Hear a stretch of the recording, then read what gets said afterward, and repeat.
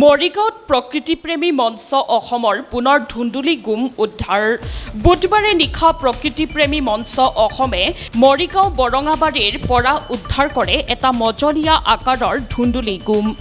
উক্ত গাঁওখনৰ এটা পৰিয়ালৰ ঘৰৰ ভিতৰত আহাৰৰ সন্ধানত চুপ লৈ আছিল নিমাখিত প্ৰাণীটোৱে।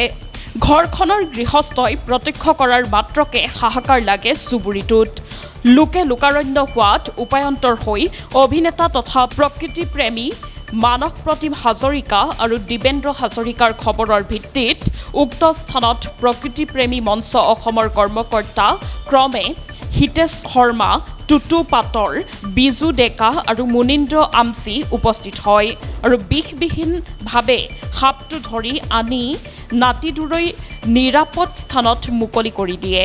প্ৰকৃতিপ্ৰেমী মঞ্চই বৰঙাবাৰী অঞ্চলৰ ৰাইজে দীৰ্ঘদিন ধৰি সৰ্প তথা পৰিৱেশ সংৰক্ষণৰ ক্ষেত্ৰত অৱলম্বন কৰি অহা এই সচেতনতাক এতিয়া পুনৰবাৰ শলাগ লৈছে অঞ্চলটোৰ ৰাইজে। আপোনালোকক সকলোকে ধন্যবাদ জ্ঞাপন কৰিছোঁ। আপোনালোকে ইচ্ছা কৰিলেনো এইটো মাওঁতে 2 মিনিট নালাগে। মানে আপোনালোকে প্ৰকৃতিক ভাল পায়, বনৰ জীৱ জন্তু জীয়াই থকাটো আপোনালোকে বিচাৰে, সেইকাৰণে আমাক মাতিলে, আমি আহিলোঁ। ইয়াৰ পৰা যেনে তেনে তাৰপৰা আমি সুৰক্ষিতই আপোনালোকে ইয়াত সুবিধা পাইছে, ইয়াত পৰ্যাপ্ত আহাৰ খাবলৈ পাইছে, ওচৰত উপযুক্ত এটা পৰিৱেশ আছে, সেইকাৰণে সি ইয়াতে আছে, সুৰক্ষিত ঠাইতে আছে।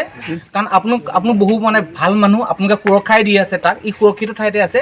কিন্তু মানুহৰ নিৰাপত্তা আশংকা দূৰ কৰাৰ স্বাৰ্থতে ইয়াৰ পৰা আঁতৰাই নি অকণমান বননিত আমি সাপটো এৰি দিম। আমি কোনো চৰকাৰী অনুষ্ঠানৰ মানুহ নহয়।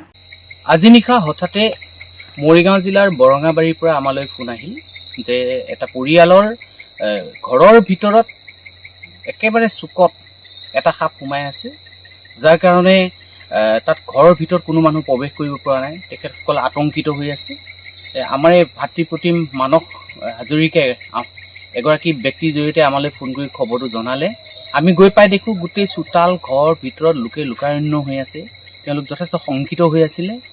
আমি ভিতৰলৈ সোমাই দেখোঁ যে এটা চুকত কেইটামান নাৰিকল বাচন বৰ্তনৰ মাজত গোল হৈ পেলাই আছিল এটা যিটো আমি জতৰ ফেটি বা ধুন্দুলি গুম বুলি কওঁ, কপাৰ হেড ৰেড স্নেক। আমি তাৰ পৰা সাপটো ধৰি আনি সাপটো দেখুৱাইছোঁ। এইটো বিষহীন সৰ্প আৰু আপোনালোকে মিছাকে ভয় খাইছে, ইয়াক লৈ শংকিত হ'ব লগা একো নাই।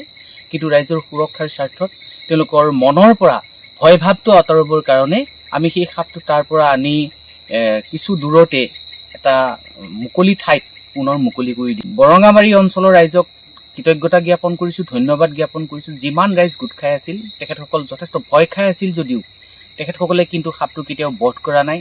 আমালৈ বাৰে বাৰে ফোন কৰিছে, 1 ঘণ্টাতকৈ বেছি সময় আমাৰ বাবে অপেক্ষা কৰিছে। তেওঁলোকৰ প্ৰকৃতিপ্ৰেমৰ যি অপূৰ্ব নিদৰ্শন, এয়া সঁচাই প্ৰশংসনীয়।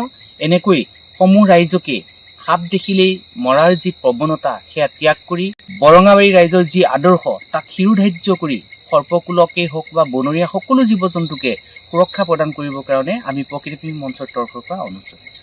মৰিগাঁৱৰ পৰা ৰাহুল ডেকাৰ ৰিপৰ্ট, সংবাদ লহৰ।